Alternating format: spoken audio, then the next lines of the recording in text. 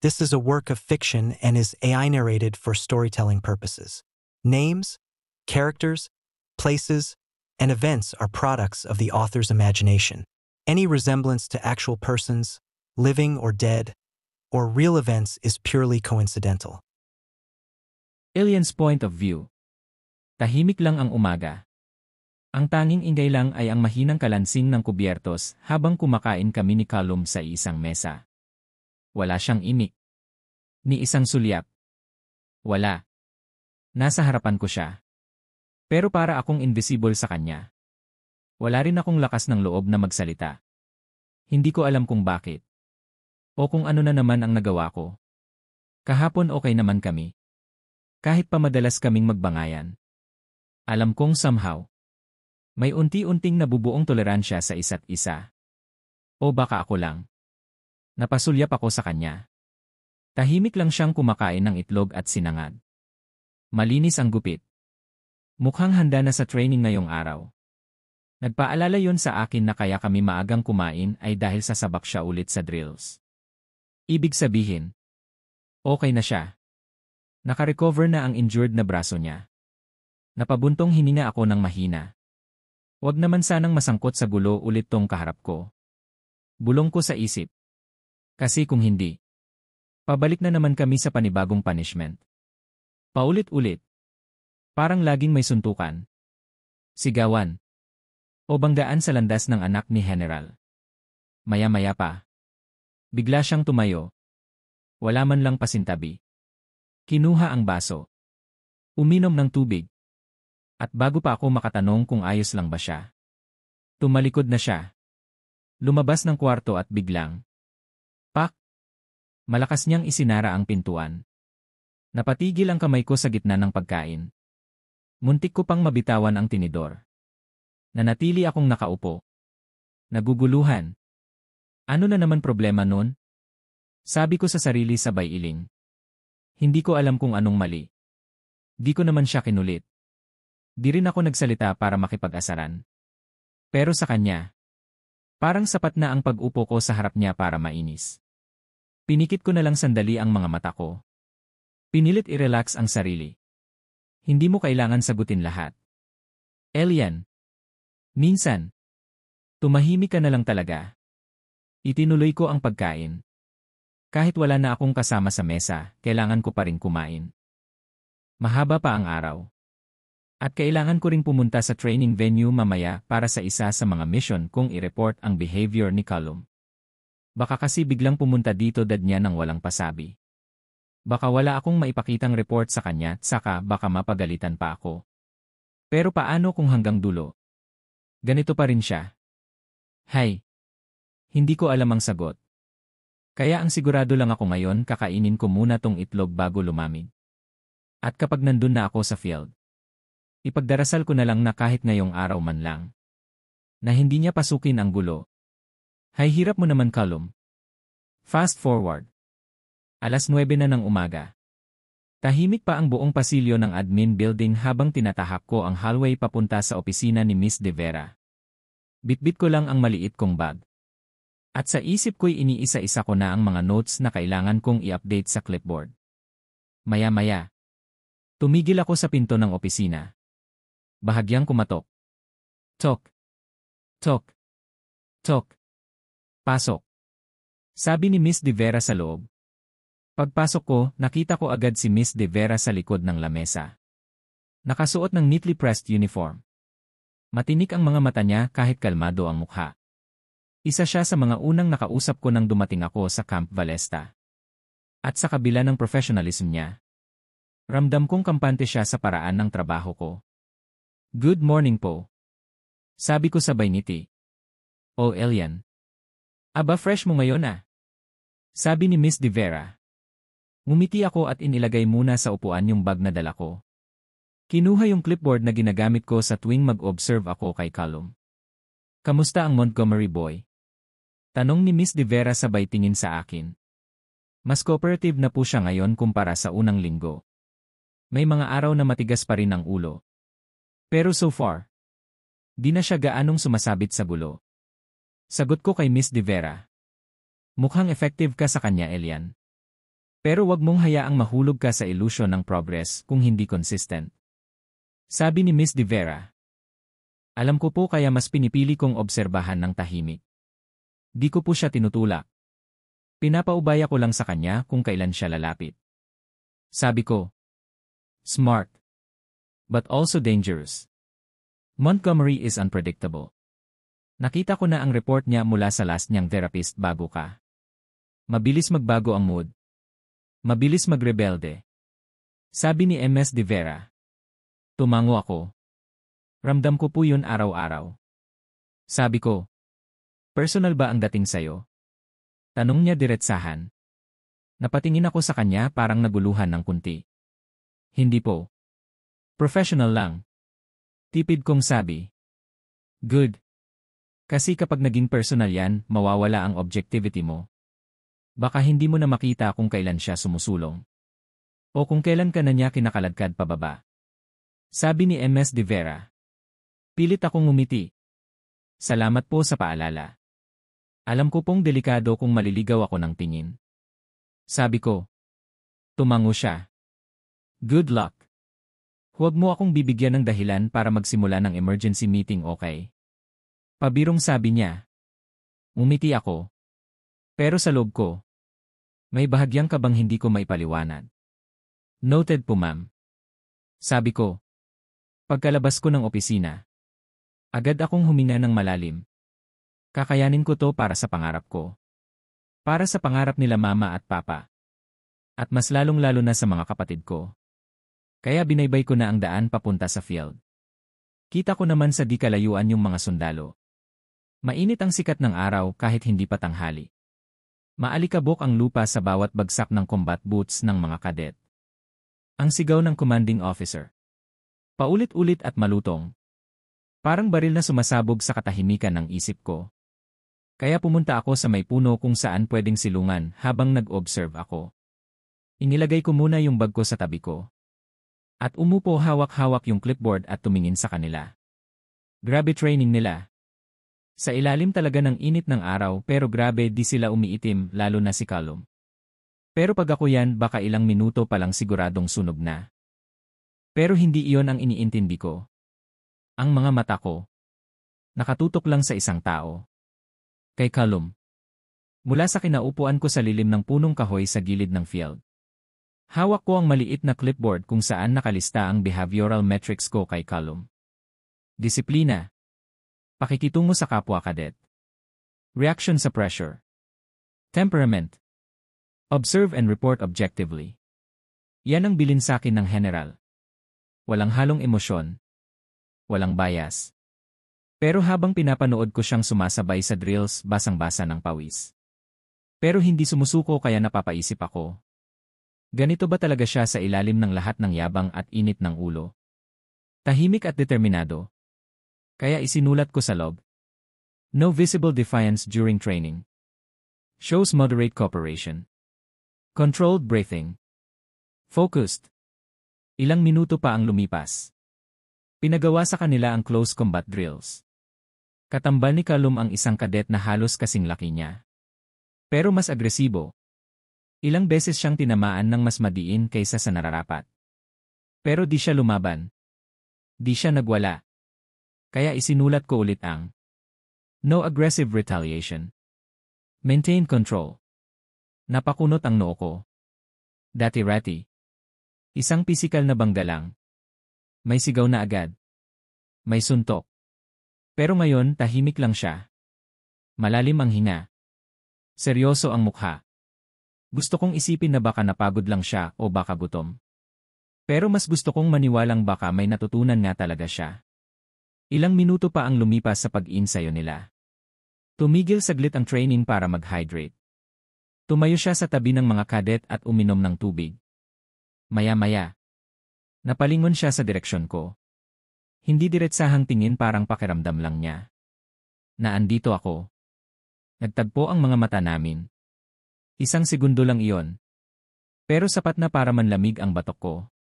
Hindi ko alam kung napikon siya na andito ako. Kasi ganun naman talaga siya kahit wala akong ginagawa. Napipikon siya sa akin. Binaling ko na lang ang tingin ko sa clipboard ko. Sinusubukang ayusin ang iniwang notes sa pagsasanay ni Callum. Init ng araw. Pawis sa lig. At ang bahagyang pagkulo ng tiyan ko lahat sabay-sabay. Pero tahimik lang ako sa lilim. Sinasagad ang konting ginhawa habang abala ang lahat sa pag-inom at paghinga. Nang biglang may tumigil sa harap ko. Sir Elian. Tawag sakin. Napaangat ako ng tingin at doon ko nakita ang isang lalaking pawisan. Nakangiti. At nakatayo sa harap ko. Si Luke. Si Luke yung kadet na nakausap ko sa kantin nung nakaraang araw. Tahimik pero may galang.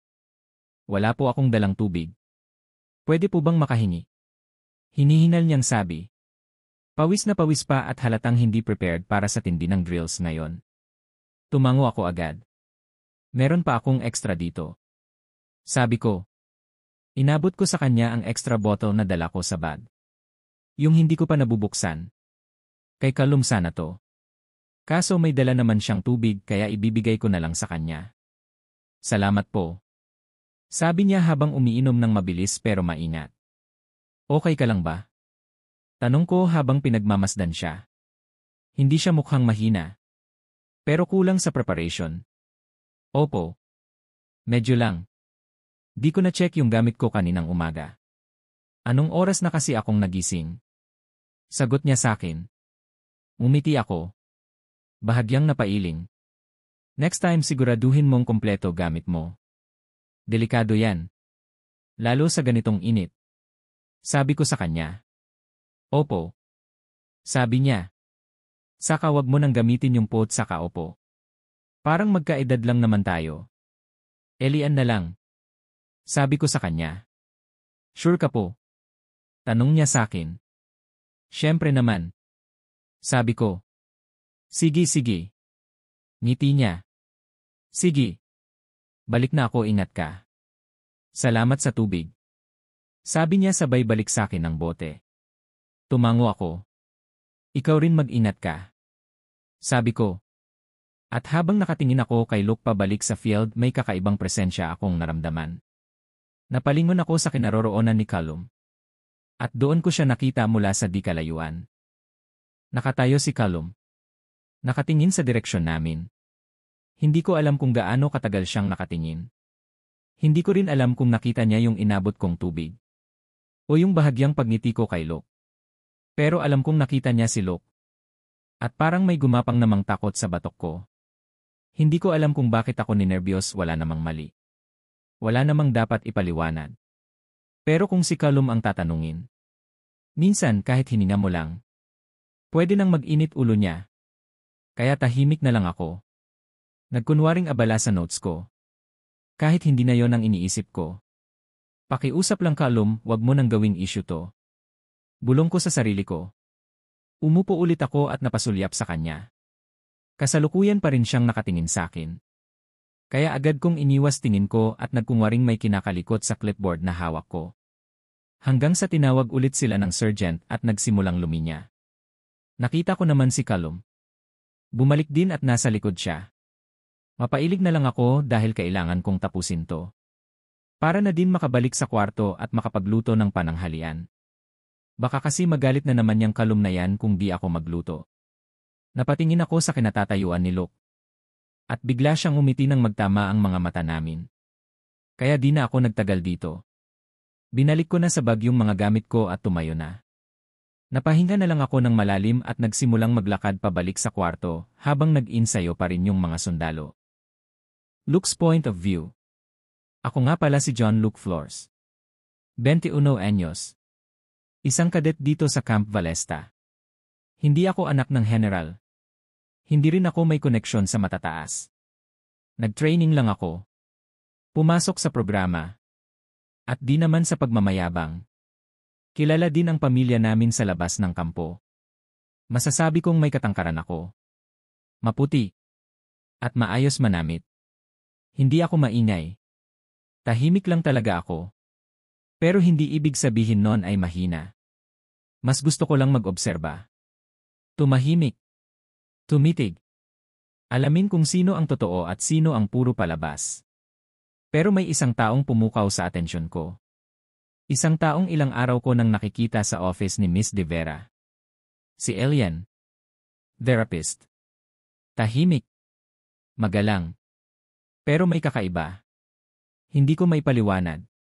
And alam kong bakla siya and there is nothing wrong with that. Nakilala ko siya nung nakaraang araw. At ang sarap niyang kausap. Magaan. Walang yabang sadyang totoo sa sarili kung magsalita. Tanghali na. Pero parang wala pa rin akong gana kumain. Hindi dahil sa ulam maayos naman yung tinola ngayon.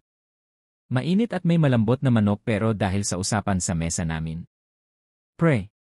Di ko alam kung ako lang ba. Bungad ni Jeric. Kaibigan ko sa training. Pansin niyo yung bagong therapist na minsan ay nasa office ni Miss De Vera. Dagdag niya. Alam kong isang tao lang tinutukoy niya. Si Elian. May aura siya. As in. Legit. Dagdag pa ni Jeric. Napatingin ako sa kanya. Kunwaring hindi interesado. Pero sa totoo lang, yun na rin ang iniisip ko mula pa kanina.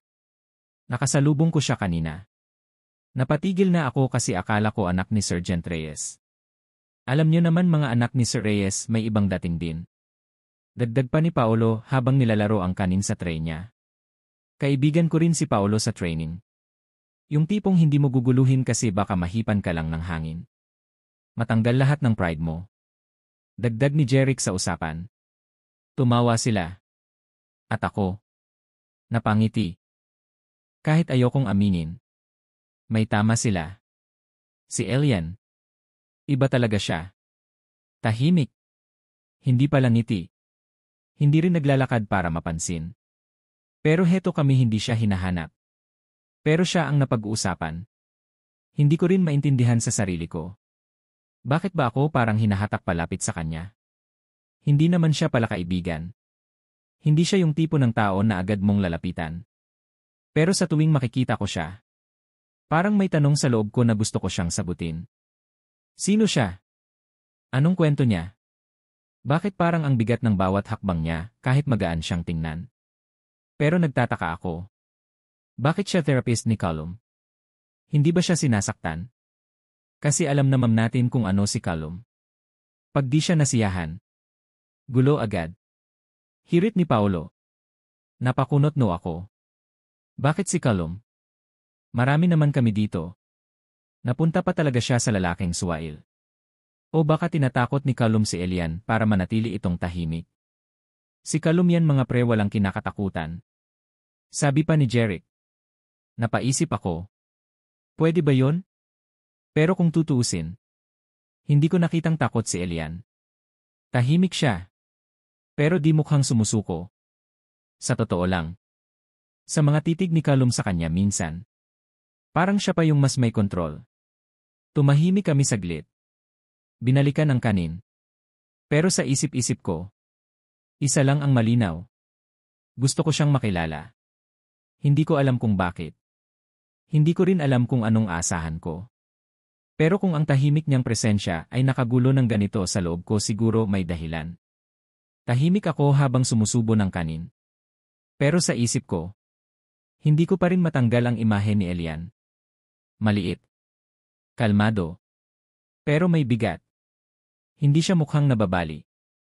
Parang gawa sa solidong hangin hindi mo mahawakan. Pero ramdam mo ang presence niya. Itong siluk tahimik to nitong nagdaang araw simula nung mag-usap sila ni Elian. Aba. Baka gumagawa ka ng sarili mong moves para mas mapalapit sa kanya. Biro ni Jeric sakin. Hindi ah. Tipid kong sagot. Nag-usap lang kami patungkol sa trabaho. Saka dito sa kampo. Yun lang wala ng iba kaya kung ano man iniisip nyo walang ganon. Agad kong sagot. Sus kilala kita. Sabi ni Paolo. Nagpatigil ako sa pagmuya dahil nakita kong pumasok si Elian. Bitbit ang clipboard niya. Nakaayos ang buhok. Suot ang simpleng gray na shirt ng staff. Hindi siya nagmamadali pero hindi rin nagpapabagal. Naglalakad lang. Tuloy-tuloy. Parang walang pakialam sa paligid. Pero ako, parang natigilan. Napatitig ako. Grabeng titig yan look. Sabi ni Paolo sa harap ko. Natauhan na lang ako dahil pansin pala nila na nakatingin ako kay Elian. Napakamot ako sa batok. Pilit na iniwas ang ngiti. Tumingin lang ako. Common courtesy. Pagpapalusot ko sa kanila. Sus, tingin lang daw. Sabi ni Paolo. Umiling ako, sabay subo ng malamig na kanin. Pero kahit anong pilit kong gawing normal ang kilos ko, hindi ko maitago ang bahagyang pag-init ng batok ko. Wala yon, titig lang yon. Sabi ko pa sa kanila. Kung may contest lang ang pagtitigan, siguradong panalo ka na. Sabi ni Jeric sabay tawa. Tumawa ulit sila. At ako. Pilit kong ibinalik ang tingin sa tray ko. Pero totoo, tingin lang naman yun, walang iba. Pero bago pa tuluyang mapuno ang mesa namin ng biruan, bigla silang natahimik. Parang may humigop ng hangin mula sa paligid. May biglang bumigat. Tumingin ako sa kanan. At ayun na nga. Si Callum. Matigas ang lakad. Diretso ang likod. Naka-uniform pa siya. Pero yung tingin niya, diretso sa mesa namin at hindi lang basta tingin. Matulis ito. Napatigil si Jeric sa pagsubo. Si Paolo naman. Biglang umayos ng upo. At ako. Napakunot ang noo. Tumigil si Callum malapit sa mesa namin. Wala siyang sinabing kahit ano. Tumingin lang. Tila tinatantya kami isa-isa. Rinig ko si Elian sa usapan nyo. May problema tayo. Sabihin nyo lang. Sabi ni Callum na mabigat ang tono. Agad namang napatingin sa akin si Paolo at Jeric halatang natakot. Walang may sumagot sa amin at hinihintay niyang may magsalita. Pero wala siyang nakuhang sagot kaya agad siyang umalis at lumapit kay Elian. Akala ko bibigyan tayo ng tig-isang suntok mga pre. Siguradong gulo kalalabasan nito. Sabi ni Jeric. Kayo kasi pinag-usapan niyo si Elian. Sabi ko. Napatingin ako sa kinaroroonan nila, pareho silang nakatayo habang nakaharap sa tindera. Ano naman kung pag-uusapan namin si Elian? May magagawa ba siya? Huwag niya sabihin pinagdadamot niya si Elian sa iba. Wala namang namamagitan sa kanila at mas lalong walang gusto si Elian sa kanya. Kaya hinayaan ko na lang at tinapos na tong pananghalian namin. Para bumalik na din sa field at tumambay muna sa may mga puno dahil malamig ang hangin doon. Callum's point of view. Mainit. Kulang na lang maging sabaw ang pawis ko. Kaya tinanggal ko na lang yung pang-itaas ko. Mas makakahinda rin ako sa init ng ulo at init ng panahon. Basta makakain lang ng tahimik. Kasalo ko ngayon si Elian. Magkaharap kami sa maliit na mesa. Tahimik lang siya. Tulad ng dati. Hawak ang tinidor. Pero halatang distracted. Ilang ulit ko na siyang nakikitang sumusulyap hindi sa plato ko, kundi sa dibdib ko. Hanggang sa inilapag niya yung hawak niyang pinggan at kutsara at sinabing, "Pwede ka bang magdamit? Pwede naman sigurong kumain habang hindi nakahubad, di ba? O di kaya magsando ka?" Sabi niya sa akin. Di ako sumagot. Hindi ko siya tiningnan. Pinagpatuloy ko lang ang pagkain. Tahimik. At may pigil na ngiti sa gilid ng labi ko. Nagpapaka-professional siya palagi. Laging maayos. Laging may sinusulat. Laging parang siya ang tama. Pero ang totoo, hindi ko siya mabasa. At ayoko nang hindi ko mabasa. Nakikinig ka ba? Tanong niya sa akin pero di ulit ako sumagot. Tahimik pa rin ang buong kwarto. Tanging kutsarang sumasayad sa plato ang tunog sa kwarto. Pagkatapos ng ilang subo, nilapag ko ang kutsara ko at sumandal sa upuan. Tumitig ako sa kanya. Diretso. Walang paligoy-ligoy. Huwag ka nang pumunta sa field araw-araw. Hindi kita kailangan dun. Sabi ko sa kanya para maputol ang katahimikan. Diretso. Walang ngiti. At mas lalong walang biro. Wala naman akong balak manggulo. Hindi ako bata. Kaya mo naman sigurong manatili na lang dito sa kwarto habang gumagawa ng detailed report mo, di ba? At pwede mong dayahin yung report mo, total malaki naman sweldo mo. Sabi ko pa sa kanya. Saglit siyang tumigil sa pagkain. Tumingin siya sa akin, kalmado pero matigas. Yung tipong pakiusap niya ay hindi talaga pakiusap, kundi paninindigan. Hindi pwede. Tipid niyang sagot. Kailangan kong obserbahan ka araw-araw para sa detailed progress report. Hindi ako pwedeng manghula, Callum. At lalong hindi ako pwedeng magsinungaling sa dad mo. Kaya sa ayaw at sa gusto mo pupunta ako araw-araw para obserbahan ka. Sabi niya sa akin. Napangisi ako. Ayun na naman. Lagi na lang may professional reason. Laging may duty. Laging may report. Puro trabaho. Pero hindi ko mapigilan ang sarili kong sumabog ng bahagya, kahit half joke, kahit kalahating galit. Talaga bang nag-observe ka? O baka naman may tinatarget ka ng mga lalaki sa field? Tanong ko sa kanya sabay ngisi. Tumahimik siya. Hindi ko alam kung nasaktan siya o nainis. Basta ang alam ko lang. Gusto kong gumanti. Kasi totoo. Naiilang ako sa kanya. Hindi dahil sa tingin ko masama siyang tao. Gusto kong gumanti dahil siya lang yung taong hindi ko kayang kontrolin. Siya lang yung hindi natitinag sa mga biro ko. Sa mga mata ko. At lalo na sa katawan ko. At kung napapatingin man siya gaya kanina mabilis siyang bumabawi. Parang ayaw niyang mahuli. Pero mayong ako naman ang bumanat. Ayaw ko rin aminin gusto kong makita kung paano siya magalit. Gusto kong maramdaman ko na tao rin siya na hindi siya perpekto. Hindi siya immune sa mundo ko. Di ba totoo? Pupumunta ka sa field para maghanap ng lalaki, hindi para sa trabaho na dapat mong gawin. Sabi ko pa para painitin yung ulo niya. Pero wala. Hindi siya sumagot. Tinapos lang niya ang pagkain niya. Marahan. Tahimik. At di na ako tiningnan. Pinaikot ko ang baso ko sa mesa. Hindi ko na pinilit pang tapusin ang pagkain.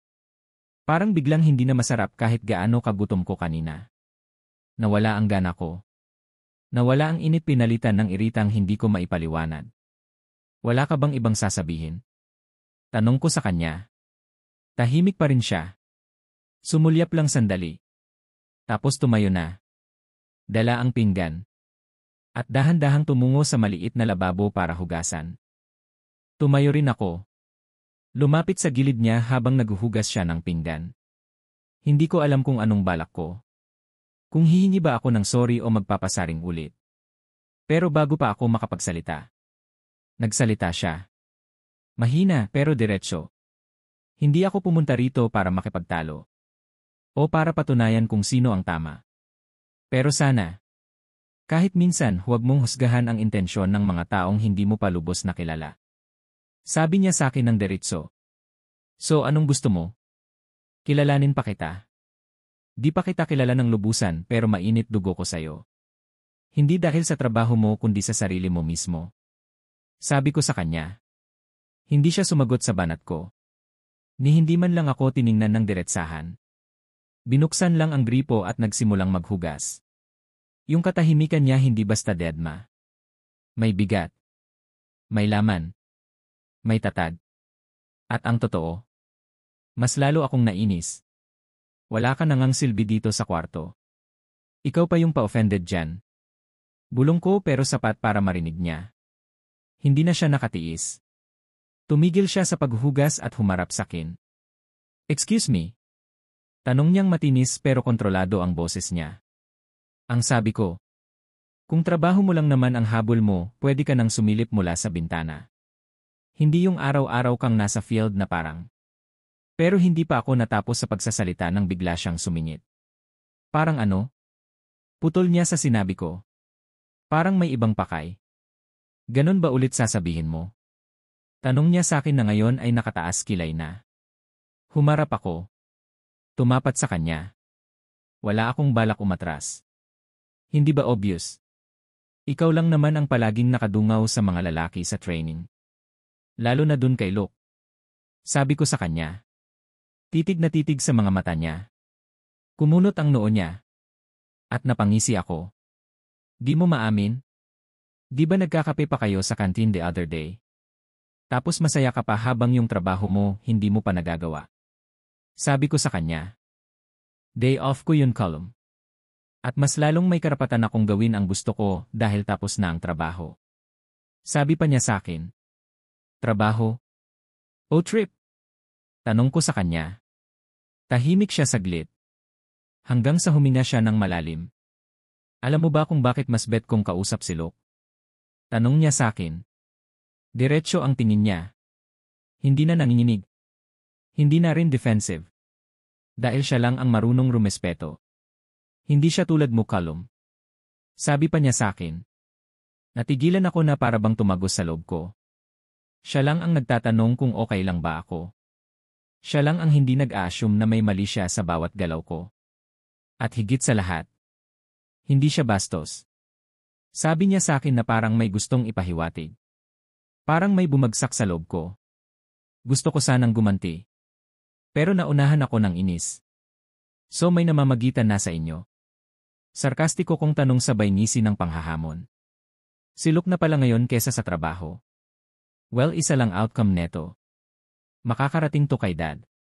Na pinili mong maghanap ng pansirili mong kaligayahan kesa sa trabaho. Sabi ko sa kanya. Di naman siya sumagot at iniwan ako. Nagpunas siya ng kamay habang ako naiwang nakatayo. Leche talaga tong taong to. Gumalaw ako. Isa hakbang. Dalawa. Hanggang sa nasa harap niya na ako. Mas malapit pa kaysa kanina. Tumigil siya. Napaatras ng kaunti. Pero hindi siya tuluyang umatras. Matigas pa rin ang titig niya. Ano na naman to, Callum? Tanong niya sa akin. Nakataas ang kilay niya. Pero bahagyang naiinis na ang boses. Masaya ka bang ganito? Gusto mo ba akong mapikon? Matakot? Matalo? Mga tanong niya sa akin. Hindi ako sumagot. Mas lalo pa akong lumapit. Hanggang sa ang pagitan namin. Iisang hininga na lang. Itinukod ko ang dalawang kamay ko sa pader sa likod niya. At kinulong ko siya. Hindi gamit ang kamay. Hindi gamit ang lakas. Gamit ang presensya. Gamit ang katawan. Ang problema sa'yo. Masyado kang sigurado na hindi ka natitinag. Sabi ko sa kanya. Lumapit pa ako ng bahagya. O baka naman natitinag ka. Ayaw mo lang ipakita. Ngiti ko pa sa harap niya. Tumigil ka nga, Callum. Sabi ni Tia sabay tulak sa akin pero di niya magawa. E di patunayan mo. Ngisi ko sa harap niya. Nasa pagitan kami ng away at isang bagay na delikado. Wala akong dapat patunayan sa'yo. At mas lalong hindi ako matitinag sa isang tulad mo. Sagot niya halos pabulong. Pero ramdam ko ang tensyon sa buong katawan niya. Gusto kong paaminin siyang natitinag. Gusto kong matalo siya kahit isang segundo lang. Kahit ngayon lang. Pero mas lalong gumugulo ang lahat. Dahil parang ako ata ang natitinag. At sa saglit na ito ay kami lang. Ang init ng katawan ko. Ang titig niya. Ang pader sa likod niya. At ang damdaming hindi ko kayang pangalanan. Pero bago pa ako tuluyang lamunin ng kung anong gumugulo sa loob ko, nagsalita siya. Pakawalan mo na ako. Mahina niyang sabi habang tinutulak ako. Pero walang silbi ang pagtulak niya. Hindi ako gumalaw agad. Hanggang sa sumunod ulit ang boses niya. Mas matatag. Please, Callum. Ayoko sa ganitong laro. Mahina niyang sabi. At doon ko nakitang nangungusap mata niya. Doon ako natauhan. Napaatras ako. Hindi dahil sa takot. Kundi dahil alam kong lumagpas na ako sa linya. O baka ako lang ang lumalaban sa larong hindi naman niya gustong laruin. Tahimik ulit ang kwarto. Pero hindi na yon yung tahimik na parang walang nangyari. Tahimik kasi pareho kaming puno ng galit. Ng inis. Ng tanong. At ng damdaming hindi pa namin kayang tanggapin. Tinitigan ko siya. Si Elian. Nakatayo pa rin. Hindi umiwas. Pero baka sa mga mata niya napagod na siya. Hindi dahil sa katawan. Kundi dahil sa akin. Huminga ako ng malalim saka ako tuluyang umatras. Kinuha ko ang t-shirt na nakapatong sa kama. Pero hindi ko agad sinuot. Babalik na ako sa field. Sabi ko sa kanya. Hindi siya sumagot. Tumingin ako sa pintuan. Pero bago pa ako umalis. Napalingon ulit ako sa kanya. Gusto kong magsabi ng kahit ano. Sorry. O kahit ang salitang. Hindi ko sinasadya. Pero di ko ito ininda. At tuluyan akong lumabas sa kwarto at iniwan ko siya. Hindi pwede to, Callum. Dapat di ko siya pinapansin. Therapist lang siya. Assignment ni Dad. Parte ng parusa. Pero di ko alam kung paano ko lalagpasan to. Sobrang apektado na ako. Kaya napailing ako at binilisan ang hakbang papuntang field para mag-insayo. Fast forward. Nakahiga ako sa kama. Nakatitig sa kisam ng kwartong halos pamilyar na sakin bawat disenyo. Bawat anino ay kabisado ko na. Pero ang hindi ko pa rin maintindihan ay kung bakit hanggang ngayon wala pa rin si Elian. Pasado 10:00 na ng gabi. Ilang beses na akong nagpalit ng posisyon. Pumikit. Bumuntong hininga pero wala. Hindi ako mapalagay. Hindi ko rin alam kung dahil ba sa pag-aalala. O dahil lang sa inis. Pero isa lang ang sigurado ko. Wala pa siya. At nakakainit yon ng ulo. Kung ayaw mong matulog sa kama, edi sana nagpaalam ka man lang. Inis ko sabay bangon. Pinalo ko ang unan sa inis. Nagsuot ng tsinelas. At lumabas ng kwarto. Tahimik na ang paligid. Pero hindi pa ako tinantanan ng inis habang iniikot ko ang buong barracks area. Wala sa canteen. Wala sa likod ng quarters. Wala sa hallway. Hanggang sa wakas sa may dulo ng bakuran ng camp. Doon ko siya nakita. Nakaupo sa ilalim ng puno. May bitbit na novel. Parang wala lang. Parang hindi pa 10 oras ng gabi. Lumapit ako. Madiin ang bawat hakbang. Napalingon siya pagkakita sakin. Walang gulat. Wala ring kaba. Parang alam niyang darating ako. Napailing ako. Saka napahinto ilang hakbang mula sa kanya. Anong ginagawa mo dito? Alam mo ba kung anong oras na? Singhal ko sa kanya. Tiningnan lang niya ako. At hindi nagsalita. At ewan ko ba kung bakit lumabas sa bibig ko yung susunod kong sinabi. Baka hinihintay mo yung look mo. Dahil mag-uusap pa kayo. Mga tanong ko sa kanya. Napakunot no siya at nagsalita na. Ano bang problema mo? Malamig niyang sagot. Wala akong problema. Baka ikaw meron. Kasi imbes na magpahinga. Naglalandi ka pa sa kung sino. Di ako makatulog dahil bukas yung pinto. Sabi ko sa kanya na may halong inis. Excuse me? Tanong niya. Tumayo siya. Bitbit ang libro. Nagbasa lang ako dito. Tapos ikaw, bigla ka na lang maghuhusga. Tanong niya sa akin. Bakit kailangan dito pa? 10:00 pa ng gabi. Para ba mas dramatic? Para kung dumating si Luke. Parang eksena sa nobela mo. Tanong ko sa kanya. Stop bringing Luke into this, wala akong ginagawa sa kanya. At kung meron man, anong pakialam mo? Tanong niya sa akin. Ganun pala ha? Pues matulog ka dito sa labas. Inis ko sa kanya. Pake ko ba? Sabi pa niya sa akin. Napakamot ako sa ulo dahil ayaw umuwi. Gusto pa ata i-testing pasensya ko. Ayaw mo ba talagang pumasok sa kwarto? Sabihin mo lang. Inis ko sa kanya. Ito na papasok na. Inis niya sabay hampas sa akin ng novel na hawak niya. Nauna naman siyang maglakad sa akin kaya sumunod na ako. Makakarating to kay Dad. Inis ko habang naglalakad. Di naman niya ako pinansin at tuluyan kaming pumasok sa kwarto. Agad kong nilok yung pinto at nakita ko naman siyang humiga at tumalikod sa akin. Kung lalabas ka magsabi ka. Hindi yung pinapahintay mo pa ako. Sabi ko sa kanya. Sinabi ko bang maghintay ka? Tanong niya sa akin habang nakatalikod. Umayos-ayos ka sa pagsagot, bakla ka. Pag ako mapuno, ewan ko lang. Sabi ko sa kanya. Di naman siya umimik. Nanatiling nakatalikod sa akin kaya humiga na din ako. Hanggang sa natahimik ang buong kwarto. Tanging mahinang ugong ng electric fan lang ang maririnig. Kasabay ng pagaspas ng mga dahon sa labas. Madilim. Pero sapat ang liwanag mula sa labas para makita ko ang pamilyar na silhouette ni Elian nakatalikod pa rin sa akin. Tahimik lang. Parang wala lang nangyari. Kala niya naman natatakot ako sa kanya.